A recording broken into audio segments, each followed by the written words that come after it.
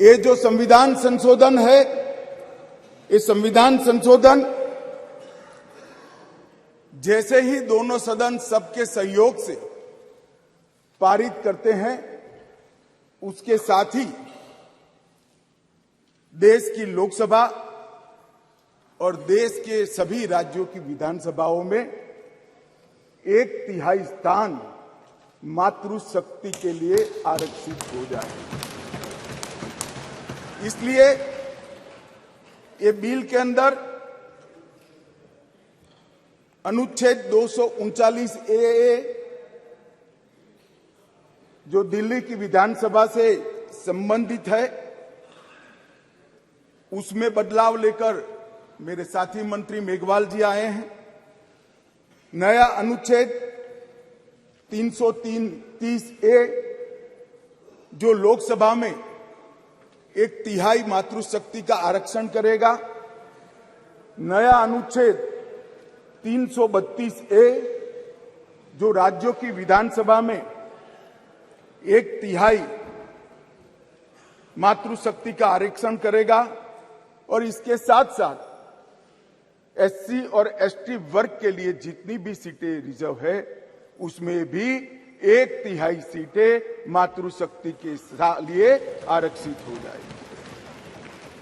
माननीय अध्यक्ष जी, इसके साथ महिलाओं के अधिकार की एक लंबी लड़ाई का अंत हो जाएगा और जिसकी कल्पना इस G20 की बैठक में सम्माननीय नरेंद्र भाई ने समग्र विश्व के सामने रखी, वुमन लेड डेवलपमेंट, उसके नए युग के श्री गणेश इसी बिल से होने जा रहे हैं।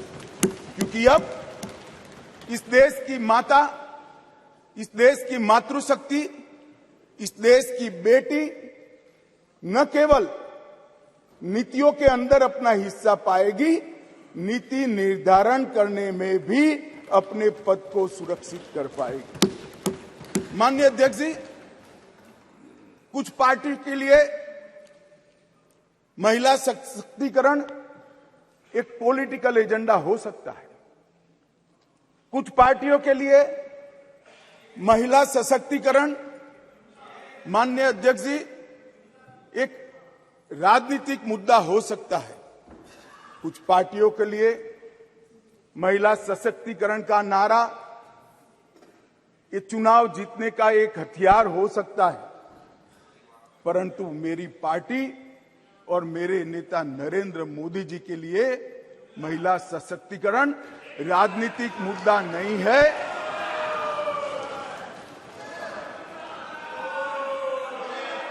फिर से सुनिए, मेरी पार्टी और मेरे नेता नरेंद्र मोदी जी के लिए महिला सशक्तिकरण राजनीतिक मुद्दा नहीं, मान्यता का सवाल है, मान्यता का सवाल। माननीय अध्यक्ष जी, किसी भी सिद्धांत के लिए किसी व्यक्ति या संस्था इसका आकलन करना है कि सिद्धांत के प्रति मान्यता कितनी दृढ़ है, तो कोई एक घटना, कोई एक कदम से नहीं बनाया जा सकता। प्रधानमंत्री नरेंद्र मोदी जी जब संगठन का काम करते थे, भारतीय जनता पार्टी के संगठन महासचिव थे गुजरात प्रांत के, और गुजरात में भारतीय जनता पार्टी की वडोदरा कार्यकारिणी हुई थी। उस ऐतिहासिक कार्यकारिणी में मोदी जी के रोल के कारण ही भारतीय जनता पार्टी के संगठनात्मक पदों में 1/3 रिजर्वेशन माताओं के लिए किया गया। और ऐसा करने वाले मैं गर्व से कह सकता हूं कि मेरी पार्टी सबसे पहली पार्टी है और मेरी पार्टी सबसे अंतिम पार्टी। माननीय अध्यक्ष जी, मोदी जी जब मुख्यमंत्री थे, ढेर सारे लोगों को मुख्यमंत्री रहते हुए ढेर सारी भेंटें मिलती हैं। ज्यादा से ज्यादा सभी लोग इसको तोशाखाना में आरक्षित रखवा देते हैं। मोदी जी ने उस वक्त निर्णय किया था और सार्वजनिक घोषणा भी की थी कि जितनी भी भेंट आएगी उसका ऑक्शन होगा और वो बच्चियों की पढ़ाई लिखाई के लिए खर्च किया जाएगा। माननीय अध्यक्ष जी, सीएम रहते हुए भी उनको प्रधानमंत्री देश की जनता ने चुना। 2014 में उनको प्रधानमंत्री पद के प्रत्याशी घोषित करने के बाद चुनाव हुआ और 30 साल के बाद इस देश की महान जनता ने पूर्ण बहुमत की एक सरकार मोदी जी के नेतृत्व में बनाने का मैंडेट दिया। और जब सरकार बनाने का समय आया तब मोदी जी का स्वाभाविक था कि मुख्यमंत्री पद से इस्तीफा देना और इस्तीफा देने के बाद ही वो प्रधानमंत्री बन सकते थे। तो मुख्यमंत्री पद से जब मोदी जी ने इस्तीफा दिया तब इनके बैंक अकाउंट में माननीय अध्यक्ष जी, भाई उनको जवाब न दो। इनके बैंक अकाउंट में जितना भी मुख्यमंत्री की तनख्वाह से और जितना भी पैसा बचा था वो सारा का सारा गुजरात सचिवालय की वर्ग 3 और 4 के कर्मचारियों की बच्चियों की पढ़ाई लिखाई के लिए। माननीय अध्यक्ष, इसके लिए कोई सर्कुलर नहीं था, इसके लिए कोई कानून नहीं बनाया था। यही मोदी जी थे जब गुजरात के मुख्यमंत्री थे तब बेटी बचाओ बेटी पढ़ाओ का नारा देश भर में दिया और गुजरात में उनके प्रयासों से जन जागृति के माध्यम से कोई कानून के बगैर लिंग अनुपात के अंदर बहुत बड़ा परिवर्तन कर लाखों बेटियों को पृथ्वी पर आने का अधिकार इस नरेंद्र मोदी जी ने। धूम धक्की धूप में मई महीने में पटवारी से लेकर मुख्यमंत्री तक पूरी की पूरी सरकार 5 दिनों तक गर्ल चाइल्ड एनरोलमेंट के लिए गांव-गांव में जाती थी। कोई कस्बा ऐसा नहीं होता था जहां पर सरकार के पदाधिकारी नहीं जाते थे। पंच, सरपंच, जिला पंचायत के सदस्य, तहसील पंचायत के सदस्य, विधायक, सांसद, मुख्यमंत्री, मंत्री सभी लोग जाते थे और बच्चियों को पढ़ाने के लिए, उनके एनरोलमेंट के लिए और ड्रॉप आउट रेशियो के कम करने के लिए, उनको फिर से पुनः दाखला दिलाने के लिए गांवों में निवास करते थे। माननीय अध्यक्ष जी, बेटी बचाओ बेटी पढ़ाओ, इसका परिणाम क्या था? एक और तो लिंग अनुपात में बहुत बड़ा अंतर आया और दूसरी ओर कांग्रेस पार्टी जो लेगेसी छोड़कर गई थी गुजरात में, उसमें प्राइमरी एजुकेशन में 37% ड्रॉप आउट रेशियो था और मोदी जी जब मुख्यमंत्री से प्रधानमंत्री बनने के आए तब वो 30% ड्रॉप आउट रेशियो घटकर 0.70% रह गया। माननीय अध्यक्ष जी, इसलिए मैं कहता हूं कि हमारे लिए राजनीतिक मुद्दा नहीं है, हमारी मान्यता का मुद्दा है, हमारे स्वभाव का मुद्दा है, हमारी कार्य संस्कृति का मुद्दा है।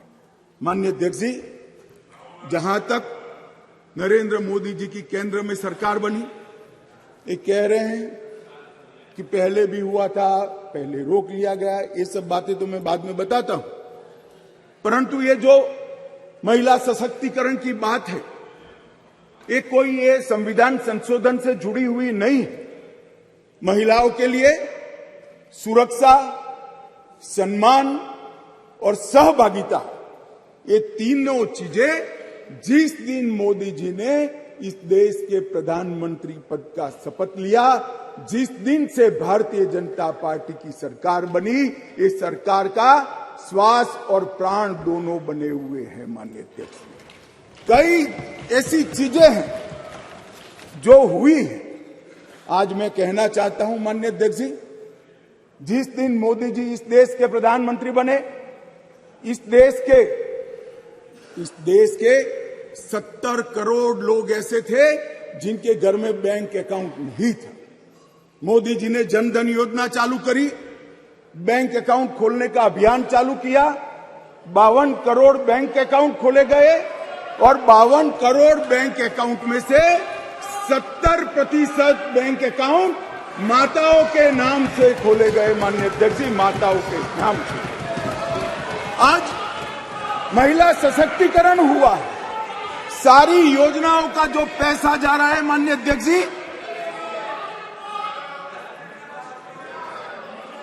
किसने 10 मिनट दिए मुझे? आप वहां बैठकर टाइम दोगे? अरे सुनने की आदत डालो भाई। आप वहां बैठकर मुझे टाइम दोगे? माननीय सदस्य प्लीज। मैं मेरी पार्टी के टाइम में बोल रहा हूं। आप कौन फैसला करने वाले होते हैं? माननीय गृह मंत्री जी। माननीय अध्यक्ष जी, आज कोई भी स्कीम का पैसा जाता है तो वो महिला के बैंक अकाउंट के अंदर जाता है। माननीय अध्यक्ष जी, कांग्रेस ने इस देश में 5 दशक से ज्यादा शासन किया। 11 करोड़ परिवार ऐसे थे जहां शौचालय नहीं था। गरीबी हटाओ के नारे दिए, मगर गरीबों की कोई व्यवस्था नहीं कर पाई थी। और जब एक घर में एक शौचालय नहीं होता है तो मान्यवर सबसे ज्यादा तकलीफ युवा बेटी, बहन और मां को होती है। मान्यवर, शौचालय न होने की पीड़ा तो वही जान सकते हैं जिनके घर में युवा बेटी हो और शौचालय न हो। 11 करोड़ घर ऐसे थे जिनके घर में शौचालय नहीं था। मोदी जी ने पहले 5 साल के अंदर ही 11 करोड़ 72 लाख सदन की सहमति हो तो इस विधेयक के प्रस्ताव को पारित होने तक और चर्चा होने तक सदन का समय बढ़ाया जाए। माननीय गृह मंत्री जी। मान्यवर, ये 11 करोड़ 72 लाख शौचालय बने, किसका एम्पावरमेंट हुआ? ये 11 करोड़ 72 लाख शौचालय बनने से माताओं का, बहनों का, बेटियों का सम्मान हुआ, उनका सशक्तिकरण हुआ। 10 करोड़ परिवार धुएं से युक्त थे। कंडे और टहनियां जलाकर आंख का नेत्रमणि खत्म हो जाता था, फेफड़े फाइब्रोसिस से भर जाते थे। 10 करोड़ घरों में एलपीजी का मुफ्त कनेक्शन देकर माताओं का सशक्तिकरण करने का काम किया। 3 करोड़ से ज्यादा माताओं को घर दिया और वो घर माता के नाम से करने का काम हमारे प्रधानमंत्री नरेंद्र मोदी जी। मान्यवर, 12 करोड़ घर ऐसे थे जहां पीने का पानी नहीं था। अब जो समाज के अंदर रहते हैं, जो जमीन को जानते हैं, उनको मालूम है कि घर में पीने का पानी नहीं है तो पीड़ा सबसे ज्यादा किसको होती है, किसको ज्यादा तकलीफ होती है। घर में पीने का पानी नहीं है तो घर की माता को ही तकलीफ होती है। 12 करोड़ परिवारों के घर में नल से जल पहुंचाने का काम नरेंद्र मोदी जी। हर घर के अंदर 80 करोड़ लोगों को हर घर में प्रति व्यक्ति प्रति माह 5 किलो अनाज फ्री ऑफ कॉस्ट देने की शुरुआत की। जब चूल्हा नहीं जलता है ना मान्यवर, बच्चे भूखे रहते हैं तो सबसे बड़ा चूल्हा तो नहीं जलता है मगर मां का दिल जलता है।